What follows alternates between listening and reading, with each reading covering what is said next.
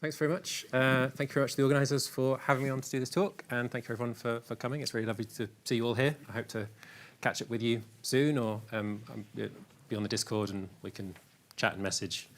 Great. So yeah, I'm going to be talking about LabVIEW and augmented reality. I'm John Medland. That's my handle for the Discord. I'm on Twitter for this. I've sort of re-logged into Twitter for this event, but probably the Discord is the better place to get me going forwards. Yeah, so I'm going to start with the slides for this talk are here is a PDF, but you're here watching it now, so there we go. Right, so I'd like to start highlighting some underrepresented groups in technology, and with my R giants, R female slide. I'd like to highlight the work of Molly White. She is a software engineer, researcher, and writer. She generally focuses on the world of Web3 and blockchain, and then sort of technology as a broader goal. She's the creator of Web3 is Going Great, which is a website that sort of keeps a tally of all the different, shall we say, creative accounting techniques that happen in that crypto world and sort of other frauds and scams. Yeah, she also maintains open source software, and she's a long-term Wikipedia editor and admin. And what I really like about Molly is that she takes her background in technology and uses that to help communicate to the broader public, new and what might be considered the sort of exciting technologies of the future, and communicates how there might not all be upsides to them. Yeah, I think that's something we sort of maybe all have a responsibility to do, being in this tech world, to sort of help inform others outside the community. So, yeah. Moving straight on to the talk, what is augmented reality? Well, back before AI was a thing, I mean, it was a thing, but before it was everywhere, back before the metaverse, and when people were buying pictures of monkeys for hundreds of thousands of dollars. The year was 2015, and your technology company wasn't really worth a penny unless you were somehow cramming augmented reality into your application. And that's where you're trying to fuse the sort of real-world information with some computer-generated sort of context and merging them together to create new experiences. And I think maybe the classic example of this is from 2016, which is Pokemon Go, where you sort of wander around your neighborhood with your smartphone, trying to catch these virtual monsters, and you simply have to catch them all. That's kind of how it works. And you can tell augmented reality was a really big deal because it even made it into the NI Week 2015 keynote. So you can find that talk on YouTube if you want to relive that exciting time. And then, so 2015, obviously it's sort of 8 years ago now. What's the future going? Where's the future of AR going? I mean, when I wrote my submission for this talk back in, I don't know, the start of this year, it seemed like things were going quite quiet. But recently we've had the release of some big products from Apple, and Microsoft are really trying to push things in this space. So, I don't know where this is going. None of these products will probably use LabVIEW, but there might be interesting opportunities in the future. Who knows? So I'd like to take some time to highlight some related community content, which is in this same sort of field. So the first is the HarrowTech 3D visualization library. It's available on VIPM. It provides tools for importing 3D models and doing some manipulation. I think it's also tied to, or has some functionality linked to an old, sort of a Microsoft product, the HoloLens, which is like a VR headset type thing. Information on the website is a bit hard to find because the website's offline for the time being, but I spoke to Mark on LinkedIn, and he said, it's a free toolkit, and he can sort of help out people if they have problems where he can. So yeah, that's pretty good. And then the other thing that's in this field that I really enjoyed was Neil Pate did a talk for the GLA Summit back in 2022, where he talked about a simple 3D renderer done 100% in LabVIEW. And there's an accompanying GitHub repository, so you can go and see some of how you can do these things, and it's a really good resource for learning a bit of 3D stuff, which is going to feature in this talk. So my motivation for getting into this field, I kind of got into it by accident. Overlaying some data over an image got really out of hand really quickly, and I sort of fell into this wormhole of learning and discovery of this field. And yeah, in the end, that project worked out really well. And I sort of have all this additional information that I just had to sort of get out and share to people. So thank you for being my sort of support group.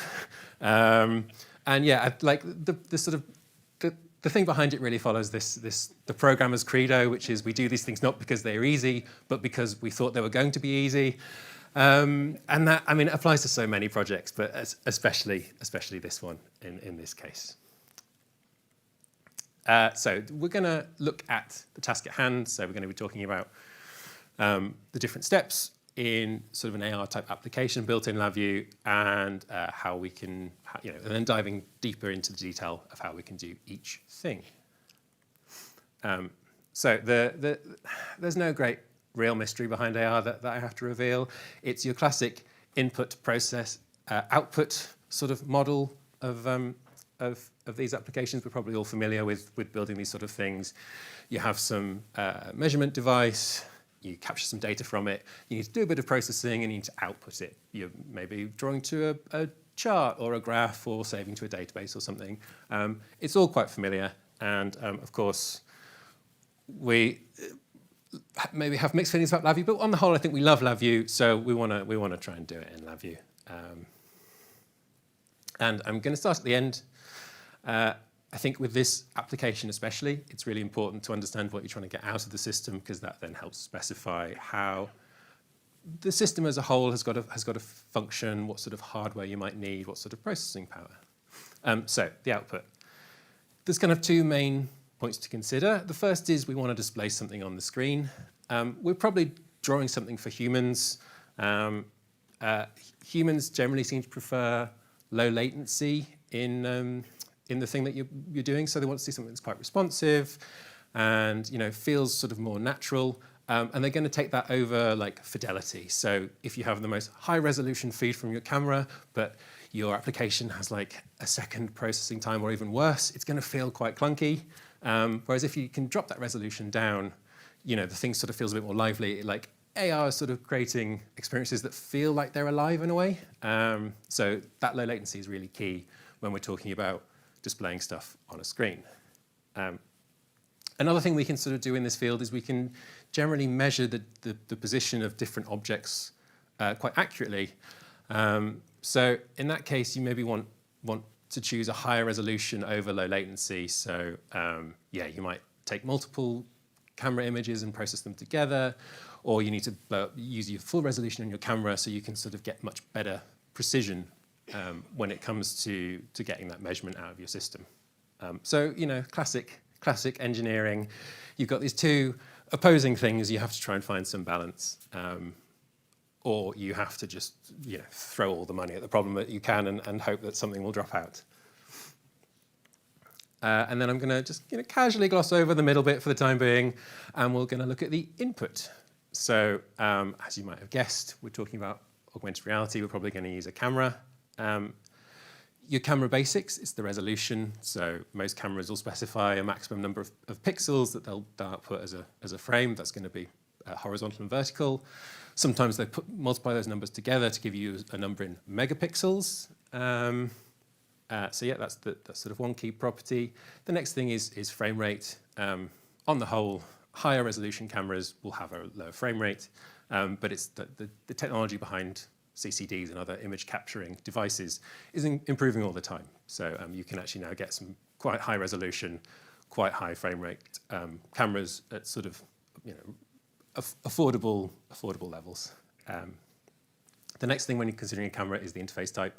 So is it USB? Is it some sort of giggy camera link thing? It's just there. It's always worth thinking about. There's a bit to think about optics. So the optics of a camera will define its field of view. So you might have a certain resolution, but how does that map to real space? Some cameras have sort of optics that are quite neutral. The image they capture is quite sort of true to life. Some deliberately introduce distortion to maybe give you a much bigger field of view. That's like your classic fisheye lens.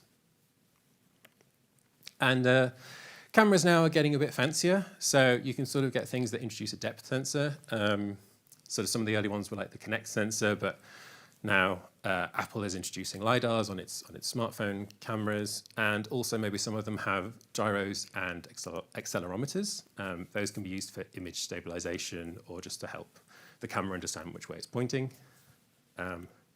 But whilst there might be all these fancy cameras out there, we shouldn't neglect the humble webcam.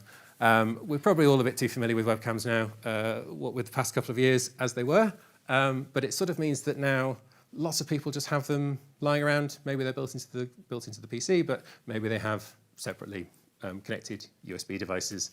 And that's kind of what I want to focus on with this talk. The benefit of using these webcams is that they are really affordable. They're much easier to get now.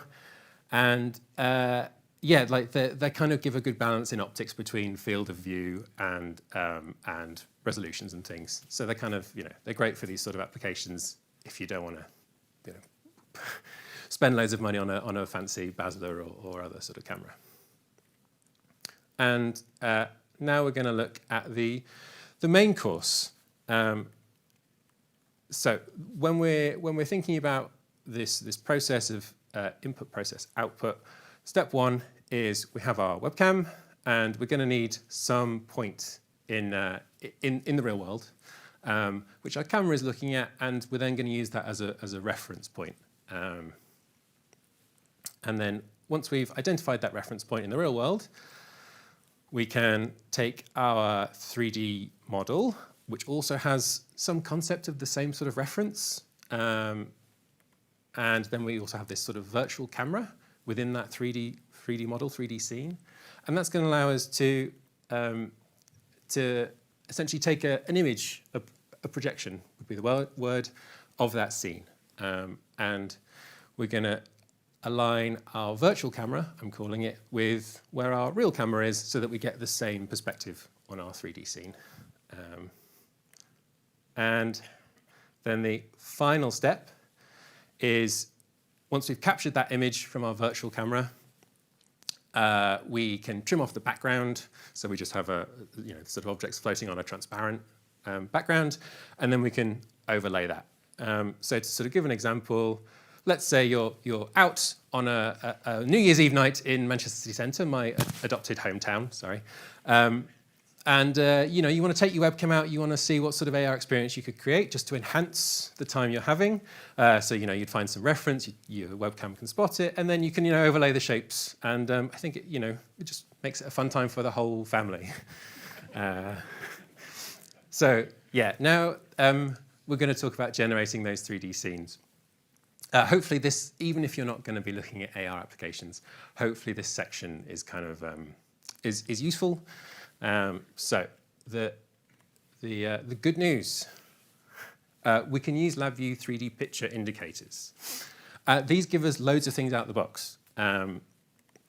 The first is that we can build up complex 3D scenes using the LabVIEW 3D picture indicator itself, and also the sort of the VIs that LabVIEW ships with. There are some built-in LabVIEW VIs that will load in 3D model files, and also the HaruTech library that I highlighted earlier can also load in even more files. So we can actually get pretty good at bringing models in. One thing you'll find when you're doing this is trying to create models using just primitive shapes or drawing sort of raw pixels gets quite time consuming. It's much easier to sort of generate those 3D models, 3D sort of files externally, and then you can bring those into our system. It gives us the ability to control the virtual camera, which is what we need, and also provides a nice, easy method to export an image from that perspective of the virtual camera. And one thing that's great about them is they support mouse events. So if we have a 3D picture indicator on our front panel, we can click on it with our mouse, and LabVIEW sort of casts a ray into the scene, and you get a reference for every object that essentially that ray hits. So you just get that back as an array of objects that have been hit, which means you can actually sort of make these things work with mouse interactions as well, which can be very handy for depending on your application. And they even render using the GPU. This was really important to me on the project I did. I was manually projecting points in the first iteration of the software, sort of working out where I should draw them on the new image and then drawing them. And that was consuming so much CPU time. I was finding the application would get laggier and laggier. And you can get messages backing up, and then after a while, LabVIEW falls over. So switching to using a LabVIEW 3D picture indicator gives us the ability to just shovel that onto the GPU. You don't really have to think about GPU programming. And yeah, it frees up your CPU to do the proper tasks that you need for your application. And now the bad news is that we're going to be using these LabVIEW 3D picture indicators. If you've not encountered them, you're sort of blessed in a way. You've not had to battle them. I mean, maybe you've used 3D charts. That kind of gives you a bit of a flavour of some of their weird things that they do. But yeah, I mean, they're really powerful, but they're a little tricky sometimes. So at the basic level, if we want to build a 3D scene with LabVIEW, it sort of uses this tree structure where you create objects with references and then you can sort of combine them together. So in this example, I've got my top level object, which is going to be like a container. And then to that, I can add a sphere, which I've drawn with a primitive and then bundled into an object and then set a translation on. So that means that the sphere will sort of move in relation to like the original origin. And I do the same thing with a cone, and I can add those two together, and then I wire that reference out to a 3D picture indicator. It gives a coercion dot. I don't quite know why. But yeah, so then when I run that VI once, or when I just run that VI, it will draw the scene. And then if I want to interact with that scene using the typical mouse controller, that VI has to be running continuously, or you need a UI loop that's running and updating. So that you start with that. There's some examples with LabVIEW Example Finder that kind of show you this, and you go, oh, okay, yeah, this seems pretty good. And if it gets me out of the issue with my CPU being busy drawing this myself, that's going to be great. So there's some top tips that I picked up from battling with these. The first thing is that the documentation that LabVIEW provides for the 3D picture controls assumes you already understand about 3D rendering, which, I mean, it's fair enough. They're probably not going to want to put everything about the fundamentals and the basics, but it means that they sort of introduce topics, and you're like, is this a LabVIEW thing? Is this a 3D rendering thing? So basically, the best thing, or the way to approach it is, I don't know whether the LabVIEW VIs implement OpenGL under the hood or whether they mimic it. So OpenGL is quite a common 3D graphics library. But if we can learn a bit of OpenGL and how that works, we can understand how the LabVIEW picture control works. So the other thing to remember is that it's not modern OpenGL. So if you do lots of, I don't know if you're the same as me, but when I want to learn something, I'll maybe find some YouTube videos or read some blogs or tutorials. If they're talking about OpenGL and shaders, you've gone too modern. Like that's not going to work for you. Shaders don't exist, as far as I know, in LabVIEW 3D picture indicators. So you're going to be sort of reading tutorials and notes that look a lot like this. Thank you very much for this educational department for putting these notes up. So yeah, OpenGL 1.1 is kind of the understanding that you need to then get to developing these things. And this OpenGL teaches you about your basic sort of creating an array of pixel points to draw, how you can set the colors of objects. There's lots of different color modes to determine how the object looks, and applying textures. So yeah, so that's a better starting point than just opening the LabVIEW examples. I mean, do both. Look at the examples, go, yeah, that makes no sense. Do a bit of this, and then slowly iterate yourself.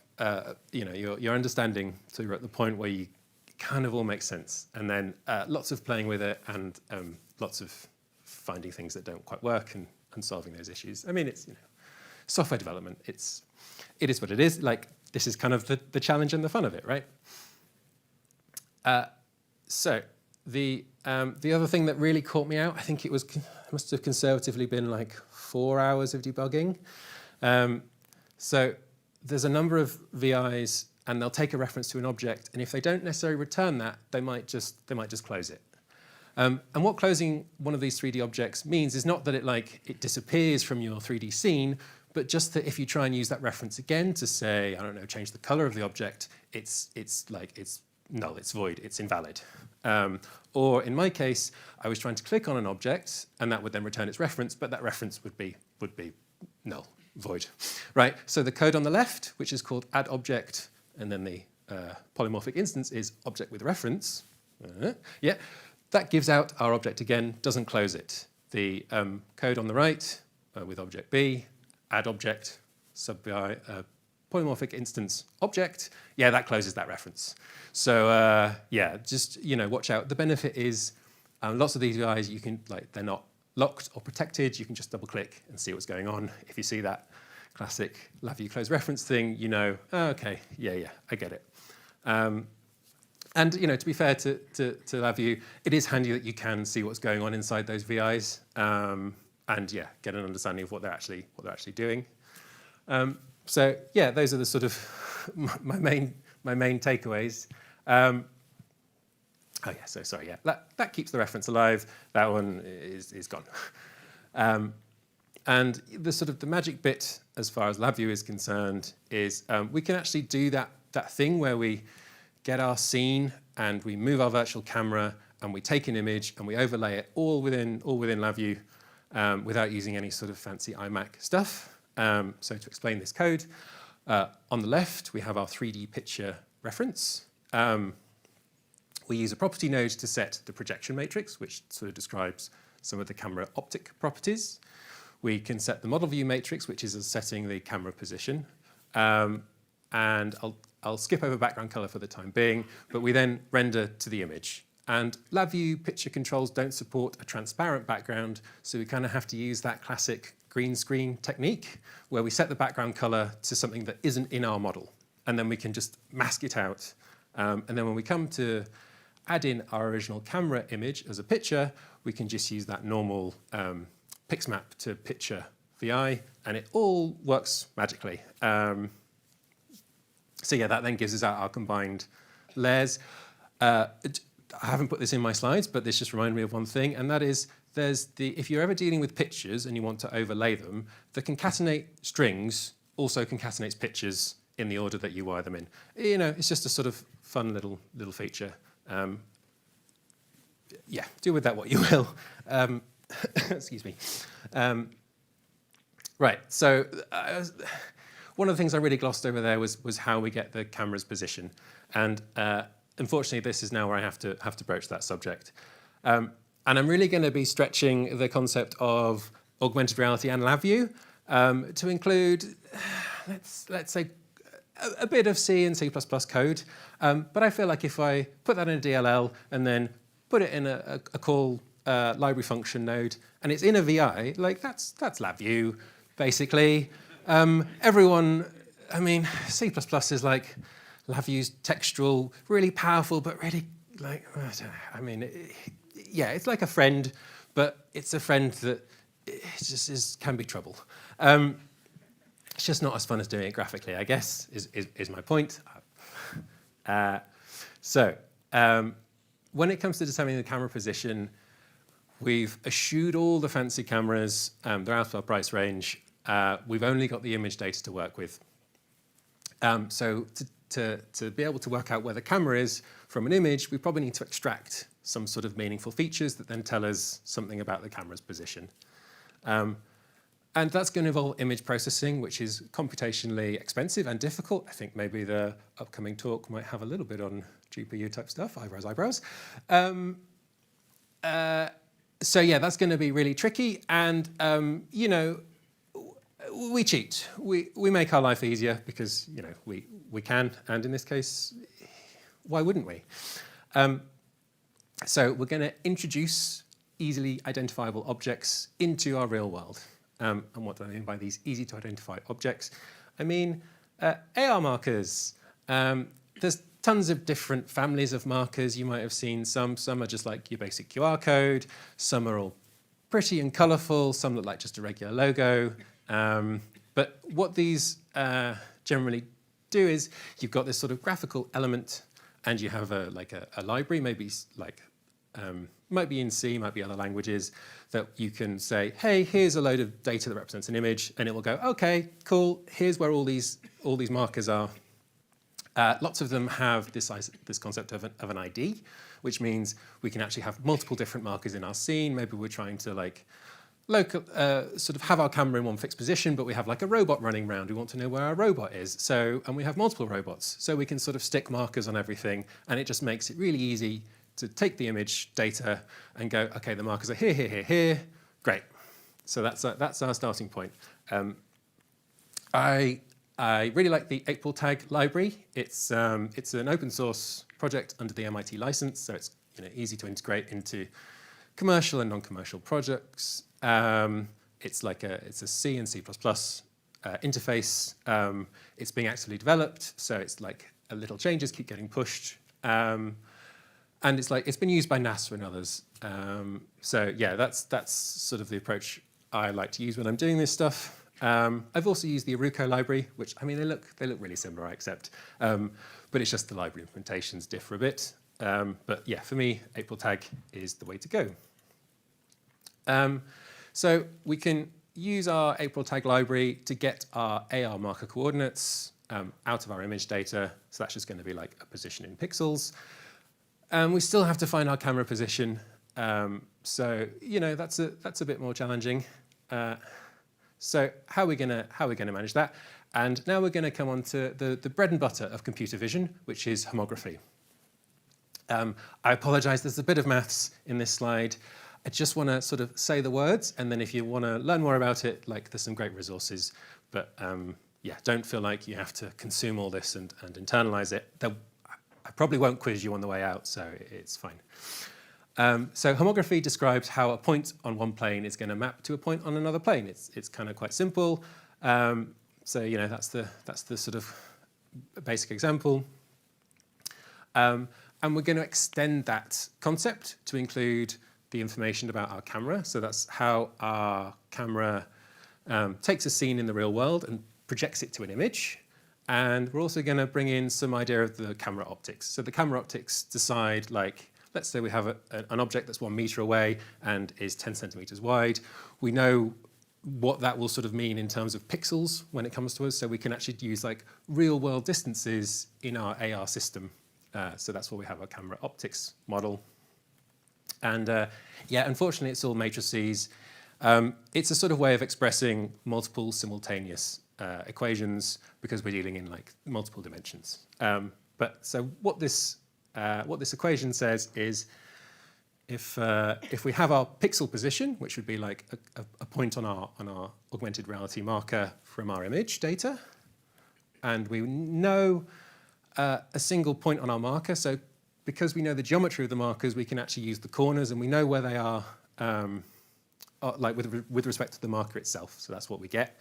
So we sort of know the world position.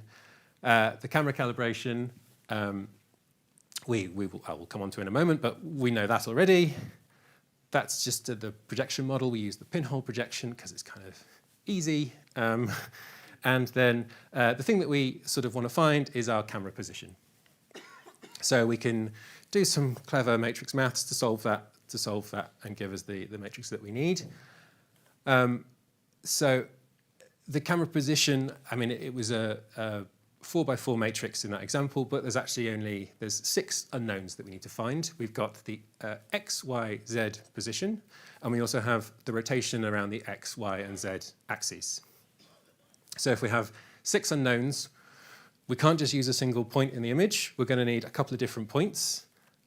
So luckily, most AR markers, especially the one we've chosen, give us 4 points, which is enough to get a good enough estimate for the camera position with respect to that marker. And it's there's many different ways of solving this problem, but there's also lots of different optimized solutions in like academic journals and other things that describe like if you've got a particular flat marker of this shape, this is a really quick way of doing this, or maybe you've got some more complex shape that has like multiple points in 3 dimensions, then this is a better approach. Or maybe you've got noisy information like image data and you want to try and optimize to find the best solution. So this is already built for us in OpenCV. This is called the perspective endpoint pose computation. And the sort of the computer vision word for camera position in this case is the camera pose, because in a way it's like how it's posing and looking at the scene in 3D space. And the OpenCV library comes with lots of nice documentation to describe a couple of ways of getting to know this, and they also have some nice examples with code. C++ and Python based, but maybe you can take something from it and get a better understanding. Yeah, so the last bit of the puzzle is the camera calibration. So to do that, we need to just sort of get a reasonable sized data set. Maybe it's like 10 to 20 images with lots of points on that we can sort of use to feed into our camera calibration algorithm. And all that algorithm does is try and guess a calibration and then sort of sees what that would do to when it reprojects. So it can sort of measure how close that calibration guess was, and it just keeps iterating until we probably tell it to stop iterating or the end of the earth. But it's sort of quite well known, also in OpenCV, and it's even sort of popular enough to have like this sort of style YouTube video thumbnails on it. So yeah, there's good resources for YouTube on that sort of thing. So yeah, bringing it all together. We've got our basic sort of flow of data. We're going to capture a webcam image. We're going to detect the AR markers in that image. We can then estimate our camera position. And we can update our 3D scenes virtual camera based on that info. That's also when we have to shove in our camera calibration info. Once you've worked out the camera calibration, it's sort of pretty static unless you really, really change your camera optics. So yeah, that's like you do it once with a load of sample images and it's just store it to a file and use it forever. Then for our output, we render our 3D scene image. We overlay it on the original, and then we can update our display for our users. And in addition, when I talked about the sort of 2 outputs we get, once we've got our camera position estimate, we can also work out where different markers are in relation to each other. So that's quite handy. Yeah, like I say, if you're tracking multiple moving things, you can work out how far they are apart. Yeah, so that's kind of it. Like it's a couple of steps, some in LabVIEW, some we've borrowed from elsewhere to achieve, but it's all quite doable. And then just sort of finalising my talk. If you've ever had to deal with any sort of NI vision type applications and you're thinking about deploying those, you often have to look at this page on the NI website where it talks about, do you need a NI vision license, and what's your situation? And then if you're deploying an application with that, you've got to make sure you have the right license and stuff. And that, it's just an extra headache when you're probably at the end of a project and you want to just get it shipped and out the door. So what I have been working on is an augmented reality toolkit for LabVIEW. It's still a work in progress, but it's up on my GitLab. And yeah, what I'm hoping to do is to integrate lots of the techniques and topics that I've learned, also do lots of the hard integration between C and C++ libraries into LabVIEW in a smart way. So it's, I'm sort of hoping for maybe a bit of community work, like not necessarily like coding, but perhaps you just give it a try and give some feedback or that sort of thing. So it's written in LabVIEW 2020, so hopefully anyone with the first community edition can play along. I use dependent libraries, but they're all permissively licensed, so you could use it commercially without any problem. This library itself is released under the unlicensed, which means basically do what you want with it. I don't care. I'm integrating a Windows Media Foundation camera driver, so that in theory that should be able to perform a bit better with newer cameras than even some of the existing iMac DX stuff. that driver is the reason why this is still a work in progress, because it's a lot of reading Microsoft documentation and not quite getting anywhere. But I think I've got something that's kind of coming together now, so I'm really happy with that. I'm using OpenCV for image calibration and processing, so lots of the really hard stuff, or the stuff that I think is really hard, is kind of solved for us. Yeah, it doesn't have any dependencies on iMac DX, or NI Vision, so you don't have to play the whole Vision deployment license flowchart game. You can just download it and use it. So yeah, thanks ever so much, everyone. That's the end of my talk. If you have any questions, like fire away, or put them in the Discord, or whatever. Oh, I think we already have some questions. Thank you.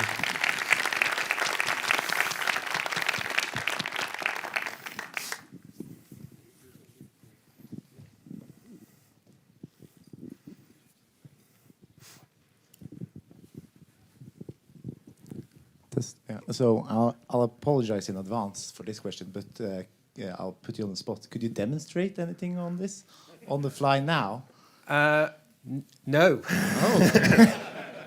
What I have is lots of odd bits and pieces of other code that I've sort of developed, for that project, but that was kind of a commercial project, so I'm trying to take what I've learned from that and rebuild it into something that can be shared with the community.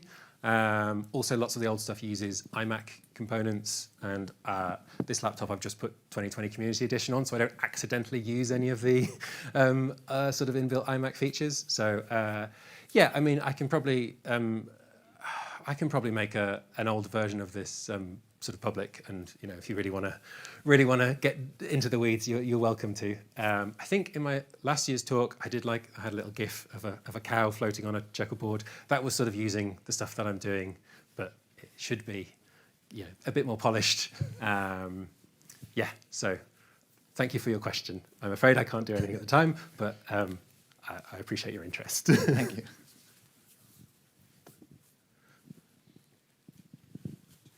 Oh, I think we might have something up there.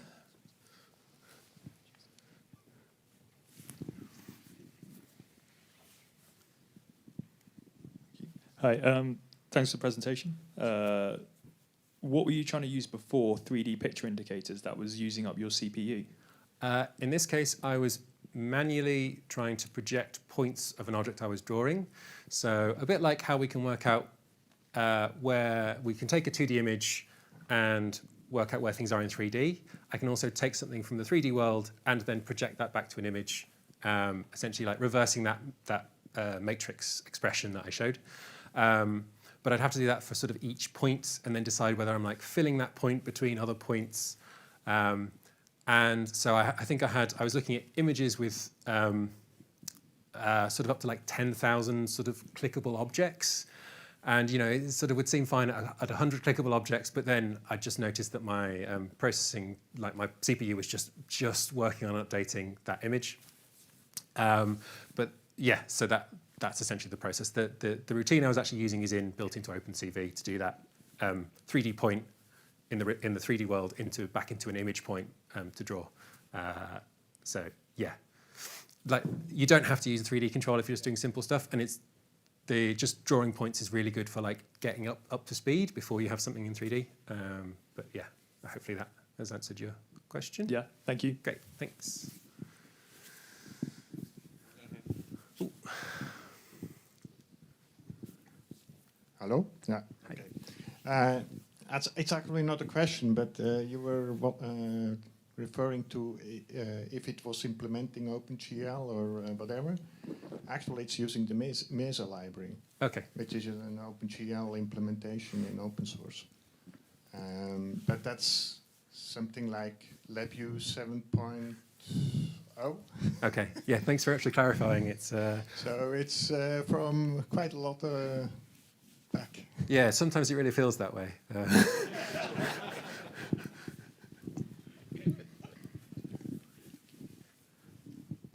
Is there anything else? I can't necessarily. Oh, I think we have one up here.